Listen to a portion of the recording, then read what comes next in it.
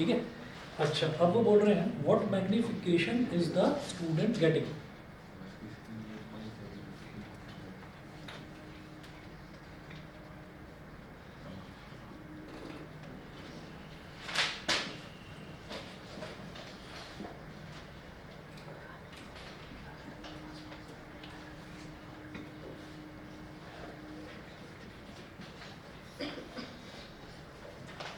What magnification is the student getting?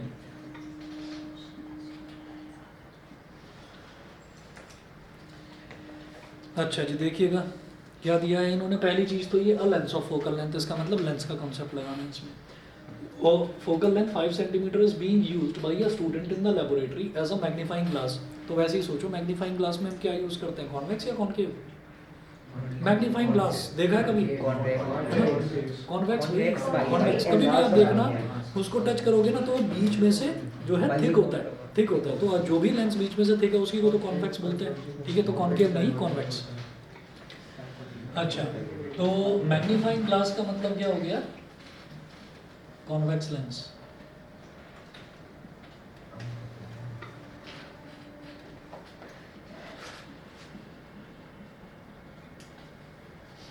Magnifying glass का मतलब convex lens. तो अब वो बोल रहे हैं his least distance of distinct vision is 25 centimetre, what magnification is the student getting. अच्छा, फोकल लेंथ दे रखी है 5 सेंटीमीटर, ठीक है। तो एफ कितना दिया है? 5 centimetre. Least distance of distinct vision का मतलब क्या है कि लेबोरेटरी में वो कोई एक्सपेरिमेंट कर रहा है, ठीक है। ये समझने वाली चीज़ है कि लेबोरेटरी में जब वो कोई एक्सपेरिमेंट कर रहा है तो इसका मतलब उसका जो लीस्ट डिस्टेंस है डिस्टिंक्ट विजन का वो 25 सेंटीमीटर है। तो 25 सेंटीमीटर से ज़्यादा नज़दीक तो रख नहीं सकता। तो 25 सेंटीमीटर मतलब वो किसी भी चीज़ को बहुत ज़्यादा नज़दीक ही रख कर देखेगा। मैग्नीफाइंग ग्लास में वो ऐसा तो होता नहीं ना कि ग्लास को यूँ ले जाकर और फिर देखेगा, नहीं ना। तो उसको अपनी आँख के काफ़ी नज़दीक रख कर देखेगा। तो इसका मतलब क्या है कि जो ऑब्जेक्ट डिस्टेंस है, फोकल लेंथ लेंस की 5 सेंटीमीटर, लेकिन ऑब्जेक्ट डिस्टेंस जो है वो -25 सेंटीमीटर ही होगा।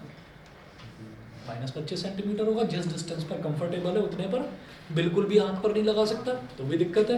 तो थोड़ा थोड़ा थोड़ा थोड़ा तो दूर करेगा। अच्छा, तो it is used in the laboratory as a magnifying glass, his least distance of distinct vision is इतना, what magnification is the student getting. ठीक है भाई, यू निकाल लो यहाँ से बाय लेंस फार्मूला।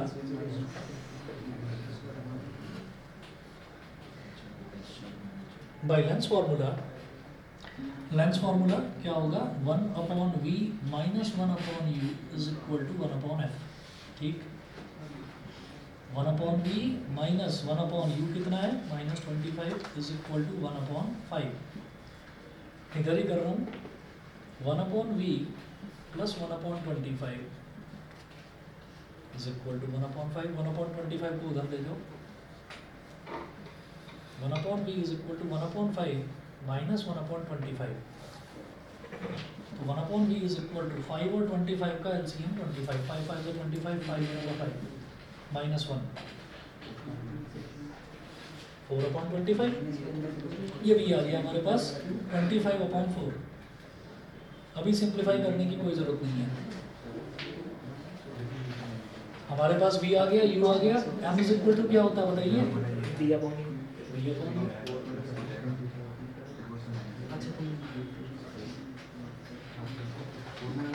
समझ रहे हैं? m is equal to v/u, क्योंकि लेंस है। अगर मिरर होता तो -v/u, तो v/u यानी कि v डिवाइडेड बाई u। अब v कितना है? 25/4 डिवाइडेड बाई u कितना है? माइनस का 25। वैसे आप लोगों के साथ उतना बुरा नहीं हुआ जितना 11th वालों के साथ हुआ है। अब उनकी फटाफट डेट शीट आने वाली है, जनवरी में करा देंगे उनके एग्जाम। अभी देख क्या गलत ठीक तो है ना?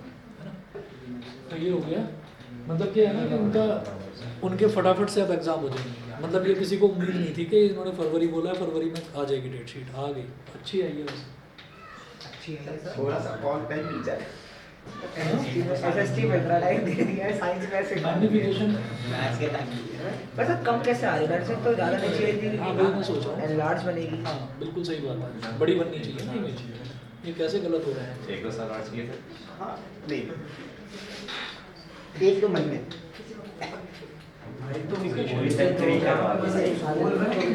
पर ऑल इन वन का एक बार देख लो वहाँ से हाँ नहीं आ तो यही रहा है, पर भाई मैग्निफिकेशन है ना, तो मैग्निफिकेशन मतलब बड़ा आना चाहिए उसका। तो जो जैसे ये 1/4 है भाई, नेगेटिव से तो समझ में आ गया कि इन्वर्टेड इमेज है, कॉन्वेक्स लेंस से इन्वर्टेड इमेज है, ठीक। तो ये जो 1/4 है चौथे भाग के साथ बन रही है।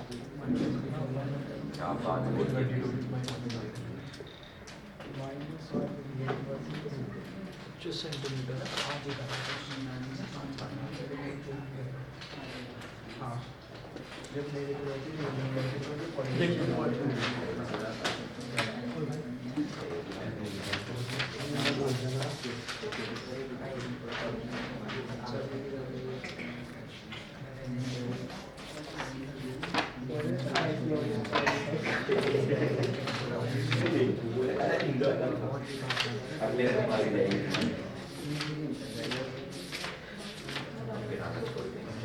ये ह्यूमन आई का क्वेश्चन है। चलो लेंस ऑफ कौन सी बुक का कॉलेज बन गया, अभी देख के बता रहा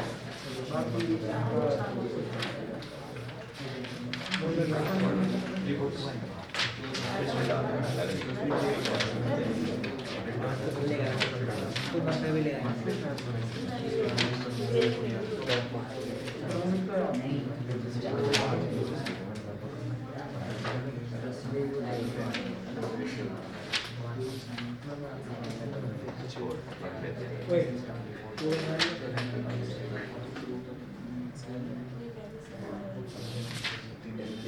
मेरी वाली ओलिमन में दिखाई नहीं दे रहा क्वेश्चन। क्या करना क्या है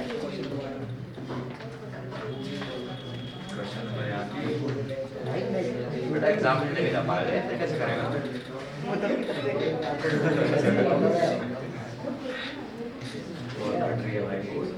सर मैंने सीबीएसई को लेटर तो डाला था कि राइटिंग की तरह टाइपिंग हो जाए, रिप्लाई नहीं आया। उन्होंने फालतू चीज़ों को सीबीएसई को फालतू चीज़ें इग्नोर करने की आदत है। हाँ बता दो।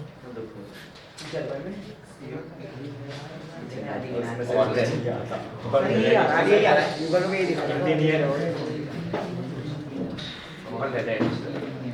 लेकिन मेरे को एक चीज़ नहीं समझ में आई इसमें कि चलिए ठीक है ना, आंसर तो हमारा ये आ गया, लेकिन मैग्नीफाइंग ग्लास तो किसी भी चीज़ को मैग्नीफाई करने के लिए होता है ना।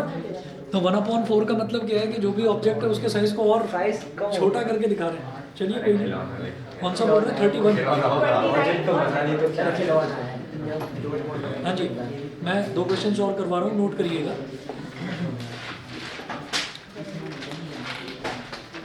अच्छा देखो, डेट शीट तो सभी कर रहे हैं भाई, डेट शीट सबकी आई है, तो ज़्यादा एक्साइटमेंट में शोर कर रहे हैं आज आप लोग, शोर मत करिए। एक्साइटमेंट में नहीं कर रहे, घर में कर रहे हैं। एक्स्ट्रा करना है। चलिए जी, नोट कीजिएगा। In the given circuit if the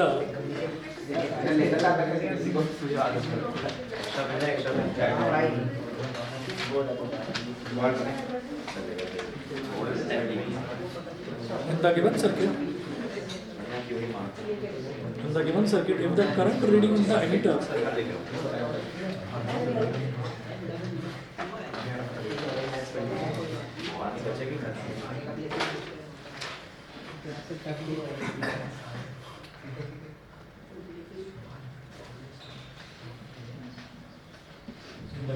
if the current reading in the emitter is 2 ampere,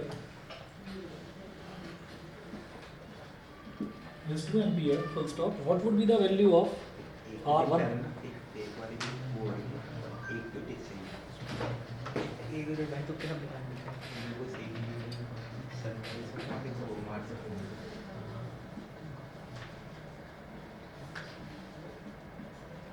What would be the value of R1?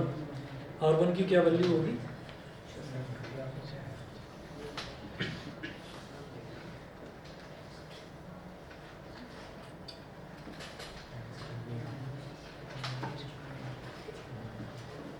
नहीं ऐसा क्वेश्चन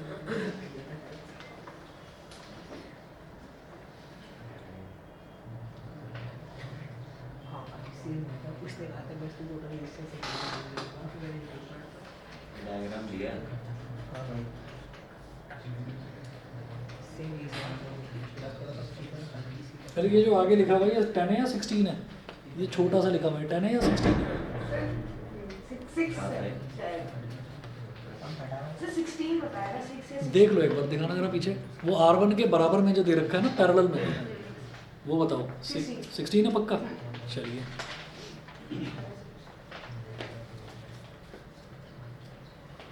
तो ये तो हो गया 6 ओम, ये भी 6 ओम, ये 5 ओम, ये 16 ओम, और इधर जो रेसिस्टेंस है दैट इज R1। इधर वाला रेसिस्टेंस हमको R1 दे रखा है।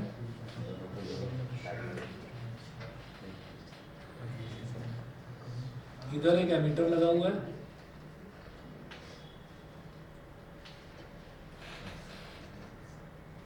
इसमें जो रीडिंग है वो 2 एम्पियर है, 2 एम्पियर। पर फोर तो आएगा थोड़ा कंफ्यूज है और बैटरी लगा रखी है 30 वोल्ट की, 30 वोल्ट की बैटरी लगा रखी है। तो बोल रहे हैं what would be the value of R1। R1 की वैल्यू बतानी है, 3 नंबर का क्वेश्चन है। हाँ जी, ये मैं इधर से मिटा रहा हूँ।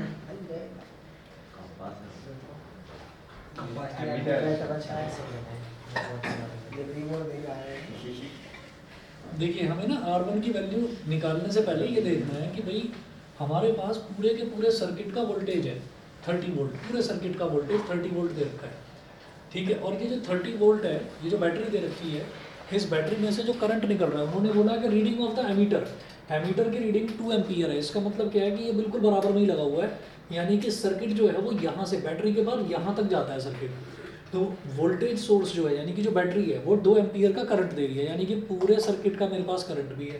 तो इधर के जितने भी रेसिस्टेंसेस हैं इनको सिंप्लीफाई कर लो, इधर के जितने भी रेसिस्टेंसेस हैं इनको सिंप्लीफाई कर लो। सिंप्लीफाई करने के बाद में पूरे सर्किट का रेसिस्टेंस आ जाएगा, पूरे सर्किट की वोल्टेज है, पूरे सर्किट का करंट है, V is equal to I R करके निकाल लो।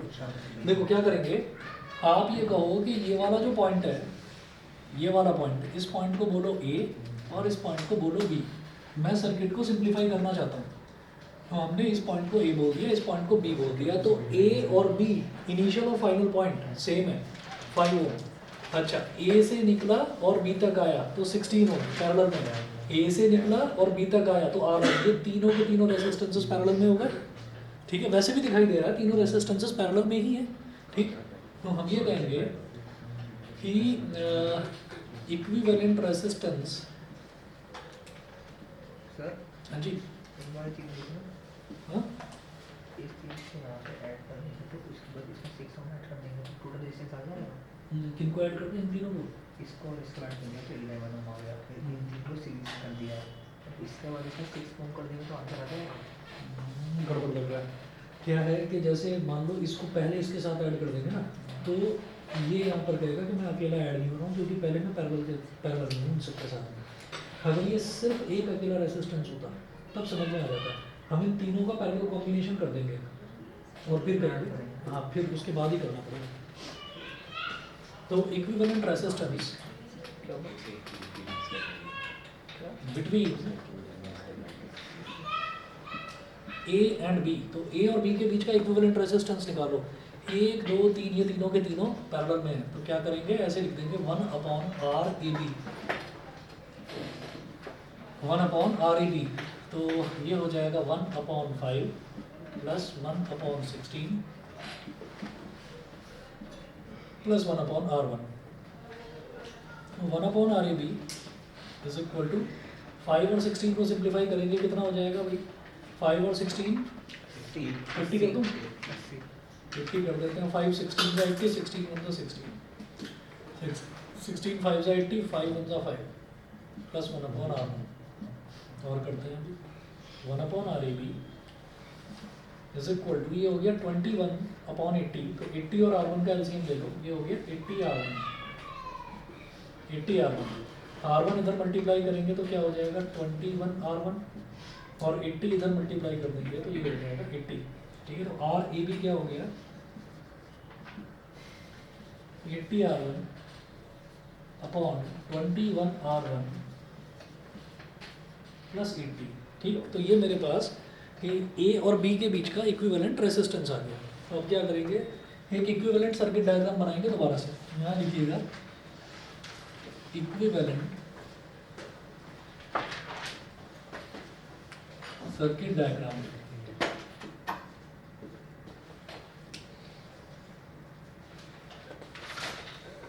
Equivalent circuit diagram. तो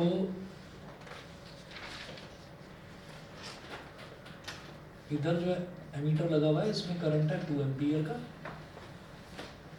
ये बैटरी 30 वोल्ट की,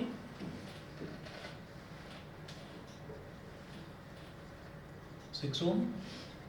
फिर ये वाला पॉइंट हमारा ए है।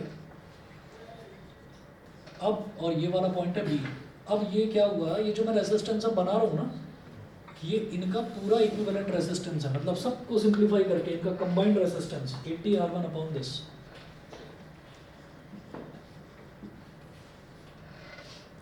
पक्का नहीं 16 ही है, Yes, sir. मुझे पता नहीं कि मुझे 10 लग रहा है। 21R1 plus 80। आपको लगेगा कोई बात नहीं, हम 16 के हिसाब से ही करेंगे। और यहाँ पर एक रेजिस्टेंस है 6 ओम। 6 ओम।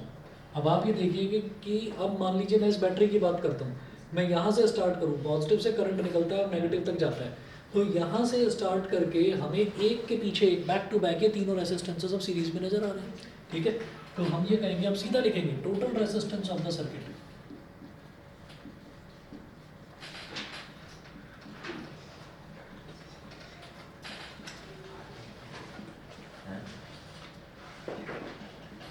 Total resistance of the circuit R is equal to 6 plus 6 plus this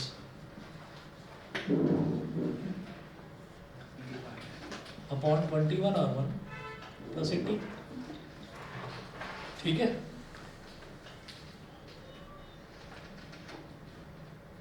it implies that. वैसे R कैसे मिलेगा, टोटल जो वोल्टेज है वो 30 है और करंट कितना है 10 V अपॉन I। 15। ठीक है, तो R कितना हो गया, V अपॉन I हो गया, बाई ओम्स लॉ R हो गया V अपॉन I।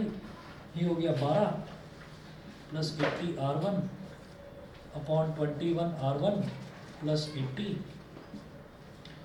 तो भाई V कितना है 30 upon 2 is equal to 12 plus 80R1 upon 21R1 plus 80। ये हो गया 2 15 30। ये समझ गया ना मैंने V अपॉन I क्यों करा, पूरे सर्किट का वोल्टेज और पूरे सर्किट का करंट। ठीक है, फिर इधर बचा 15, 12 को इधर ले आइए, 15 minus 12 is equal to 80R1 upon 21R1 plus 80। इतना है। 204 में पूरा आ रहा।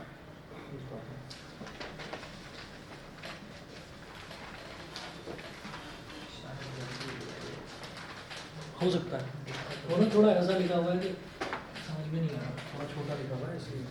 15 माइनस 12 इज 3, तो 3 is equal to 80R1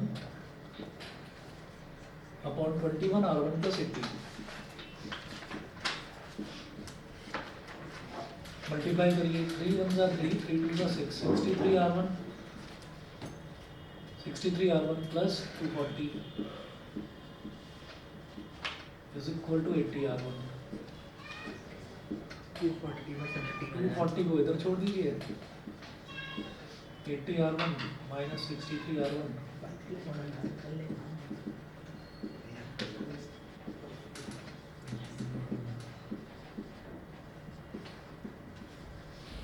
R1 is equal to 240 upon 17 ohm. ये है इसकी वैल्यू। अच्छा, मुझे ऐसा लगता है कि ये ना शायद 10 होगा, शायद 10 होगा जो आपने 16 बताया। अगर मान लीजिए ये 10 है तो कुछ नहीं करना, ये 10 हो गया 1/5 प्लस 1/10, क्योंकि ये आसानी से ऐड होता हुआ नजर आ रहा है। सर फिर तो इजी कैलकुलेशन है। फिर बहुत आसान है अगर वो 10 है तो। ठीक है, हो सकता है 16 हो, 16 है तो आंसर ये है। ठीक है, चलिए जी इसके अलावा एक क्वेश्चन और देखिए, सभी को क्लियर है ना? चलिए एक क्वेश्चन और देखिएगा। A student holding a mirror in his hand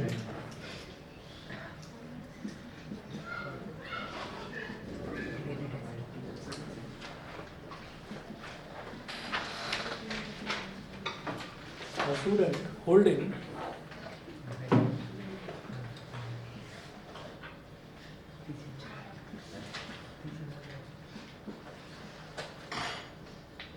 a student holding a mirror in his hand, comma, erected the reflecting surface of the mirror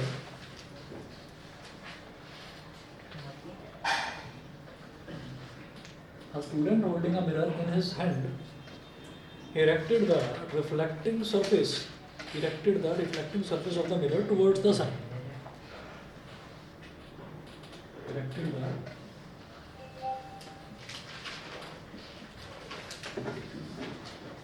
the reflecting surface of the mirror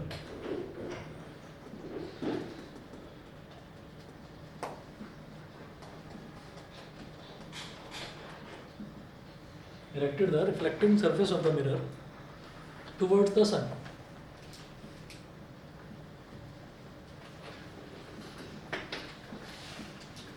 Towards the sun. Full stop. He then directed the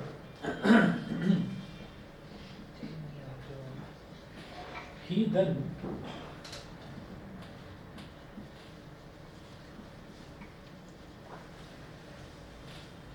directed the reflected light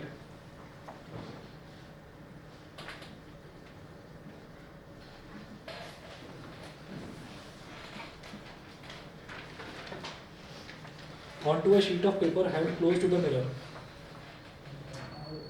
Reflected light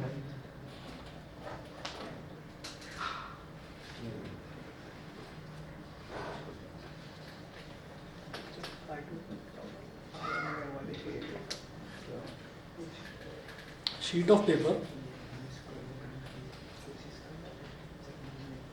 held close to the mirror.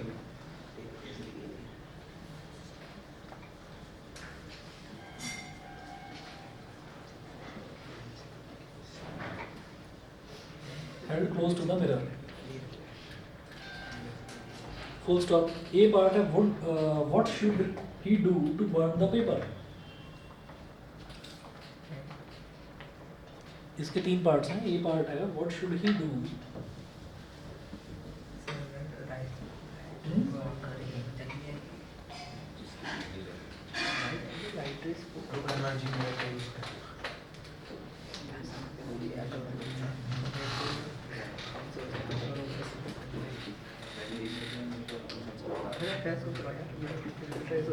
अगर उसने एक sheet of paper पर direct कर ही दिया तो मतलब burn हो ही जाएगा।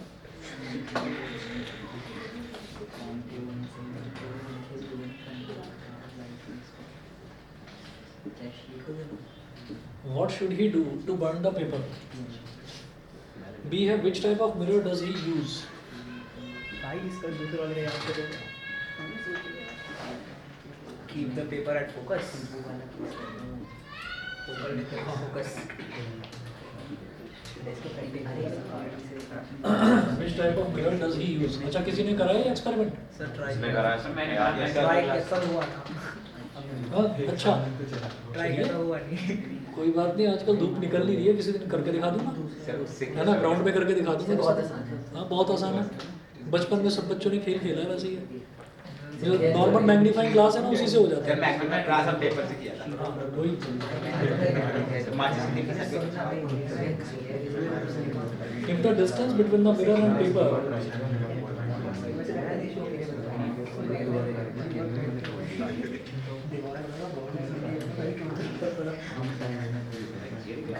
if the distance between the mirror and paper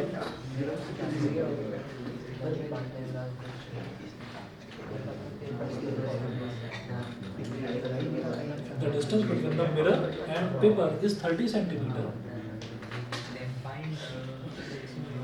30 centimeter, comma, find the focal length of the mirror used.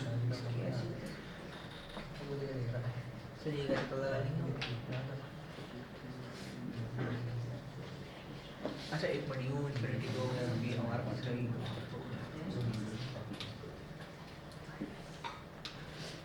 'Draw suitable ray diagrams'। 13 -13 में होगा फोकल लेंथ अभी बता रहा हूँ। वो तो 30 देंगे ना। -30 तो होगा फोकल लेंथ सुनिए, a student holding a mirror in his hand erected the reflecting surface of the mirror towards the sun। एक स्टूडेंट है, उसके हाथ में मिरर है, वो मिरर कोई भी हो सकता है, प्लेन हो, कॉनकेव हो, कॉन्वेक्स हो, वो मुझे नहीं पता। तो उसने क्या करा कि उसने उस मिरर का जो रिफ्लेक्टिंग सरफेस है वो उसने कर दिया सन की तरफ, ठीक है। अच्छा, he then directed the reflected light, फिर उसने क्या करा कि उसको ऐसे करके और उसकी जो लाइट है, जो रिफ्लेक्टेड लाइट है, उसको उसने डायरेक्ट करा, मतलब उसने उसको स्ट्राइक करवाया एक पेपर पर। Reflected light on to a sheet of paper held close to the mirror, जिसको मिरर के काफ़ी नज़दीक रखा गया है, पेपर को मिरर के काफ़ी नज़दीक रखा गया है, और वो उस पर सन की इमेज बनवाना चाह रहा है, मतलब सन की जो लाइट आ रही है वो लाइट उस पर रिफ्लेक्ट करवाना चाह रहा है। वो बोल रहे हैं what should he do to burn the paper. तो आप ये देखिए कि ऑब्जेक्ट इस केस में क्या है भाई, मिरर में अगर हम अपना चेहरा देख रहे हैं तो हम ऑब्जेक्ट हैं, और फिर मिरर में उसकी इमेज बनेगी। तो इसी तरीके से उसने मिरर की रिफ्लेक्टिंग सरफेस किसकी तरफ कर दी, सन की तरफ कर दी, तो सन तो ऑब्जेक्ट हो गया। सन कहाँ पर है, बहुत दूर, मतलब इन्फिनिटी पर। तो ऑब्जेक्ट जो इन्फिनिटी पर है उसकी इमेज कहाँ बनती है, फोकस पर। तो इसका मतलब ये है कि भाई वो सन की इमेज जो है वो फोकस पर बनवाना चाहेगा। तो वो कह रहे हैं ना what should he do to burn the paper. तो वो जो पेपर है वो पेपर को उसके फोकल डिस्टेंस पर, यानी कि फोकल पॉइंट पर रख दे, फोकस पर रख दे, मिरर के फोकस पर रख दे पेपर को, ठीक है।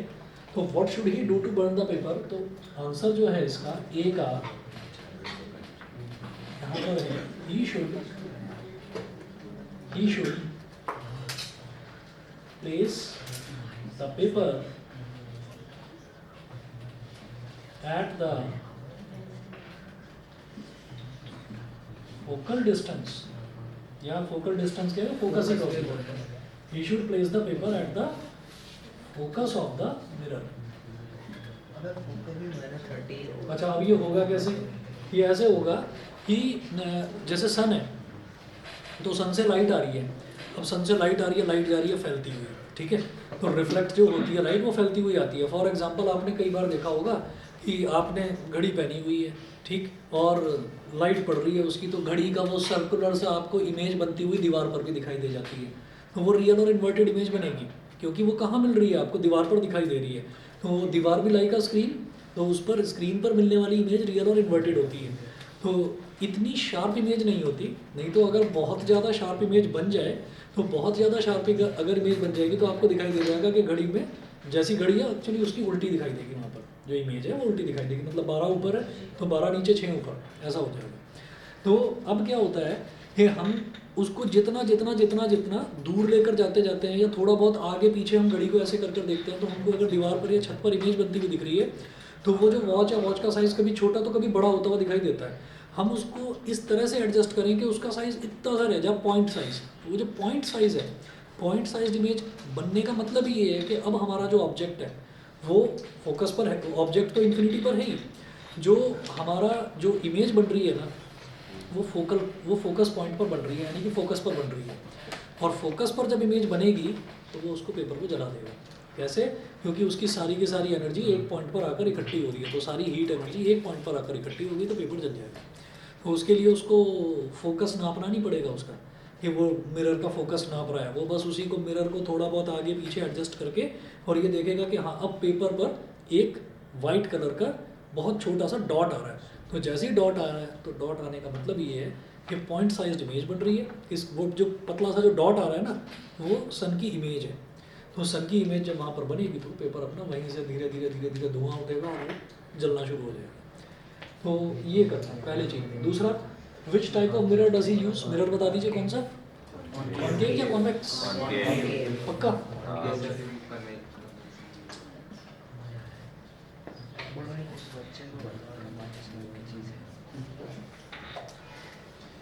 अच्छा, कॉन्केव मिरर ही क्यों बता देंगे? वो फोकस पे डायरेक्ट कर देगा उसको। बिल्कुल सही बात है। और इसका सही आंसर ये है कि वो कन्वर्ज मतलब सन से इतनी सारी लाइट रेज आ रही हैं उसको इकट्ठा करके एक जगह लाकर, तो वो कन्वर्जिंग मिरर ही करेगा, यानी कि कॉन्केव। अच्छा सी है, if the distance between the mirror and paper is 30 centimetre, mirror और पेपर के बीच का डिस्टेंस 30 सेंटीमीटर है, Minus तो 30. इसका सोचो -30. -30 पक्का, हाँ. ठीक है 30 centimetre, find the focal length of the mirror used. तो पहले तो ये देखिएगा कि ये जो 30 सेंटीमीटर है ये क्या हो गया, ये V हो गया ना, V ये हो हमारा गया। पॉइंट हो गया जहाँ पे इमेज बन रही है और इमेज फोकस भी बनेगी, तो फिर नहीं, -30 को इमेज तो फोकस पर पेपर को जलाने के लिए बनेगी, हाँ. ठीक है। अभी अलग पार्ट है, अभी अलग पार्ट मिरर है। एंड पेपर के बीच का डिस्टेंस दिया सर, है वो उन्होंने। ऑब्जेक्ट डिस्टेंस हो मैंने गया। मान लिया, अगर आप ये देखिएगा कि ये ऑब्जेक्ट डिस्टेंस नहीं है, ऑब्जेक्ट डिस्टेंस तो इन्फिनिटी है, तो ये यू तो V हो गया हमारा। यू तो हो गया माइनस इन्फिनिटी, हाँ. ठीक है। उसके बाद यू तो हमारा इतनी दूर हो गया, अब जो v है, v हमने ले लिया 30 सेंटीमीटर। अच्छा नेगेटिव या पॉजिटिव? एक minute,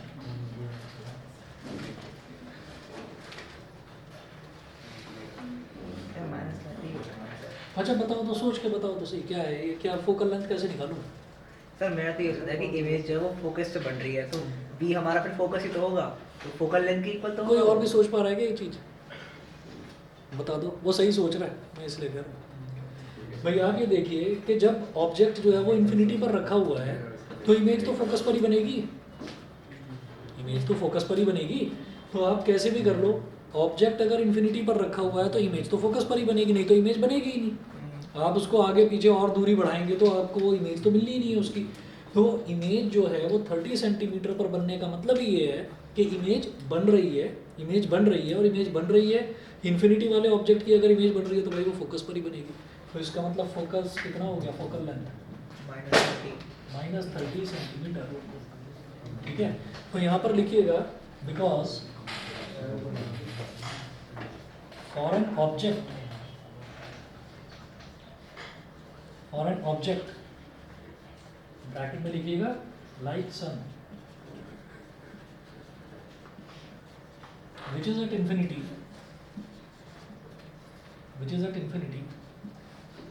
image is formed at focus, image is formed at F, capital F लिखना। So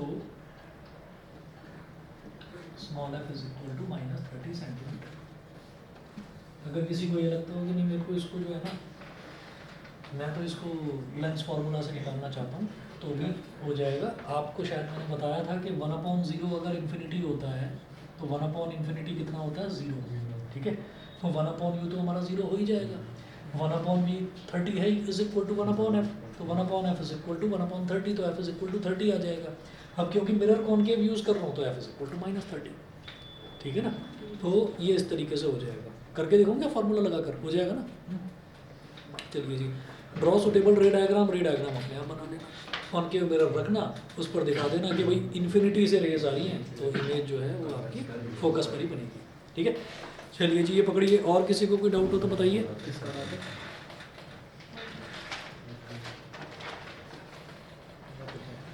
चलिए ठीक है, तैयारी करो भाई।